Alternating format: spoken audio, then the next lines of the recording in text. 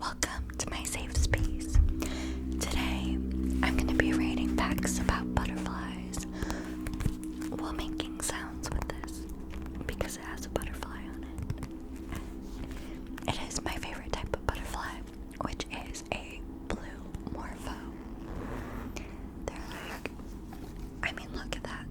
They're gorgeous. I was inspired to do this video because my sister brought home some butterflies and chrysaline. I don't know what the plural of chrysalis is, but she brought home a few of them in a thing. And she works at a daycare, and they're doing it as a project to what's the word? Not grow butterflies. Obviously, they're not plants. Just to watch the life cycle of a butterfly, I guess, and teach the kids at the daycare about that. It's pretty cool. I guess they do that every year. I think last weekend it was. My sister got to bring home the butterflies for the weekend, and she was really excited about it, and I was really excited about it to see them. It was over video chat since she lives a few states away. So that's what inspired this video. Thanks, Jen. Alright, so let's get into these facts. First one being that butterfly wings are transparent. We know butterflies as perhaps the most colorful, vibrant insects around. Well, a butterfly's wings are covered by thousands of tiny scales, and these scales reflect different light in different colors. But underneath all of those scales, a butterfly wing is actually formed by layers of something I can't pronounce. Chitin. Chitin, I think. The same protein that makes up an insect's exoskeleton. These layers are so thin that you can see right through them. As a butterfly ages, scales fall off the wings, leaving spots of transparency where the chitin layer is exposed. That's really interesting because I've seen butterflies with I've always thought that their wings was broken or had a hole in it, but I guess it's they're older and their scales have fallen off. So that's really interesting. This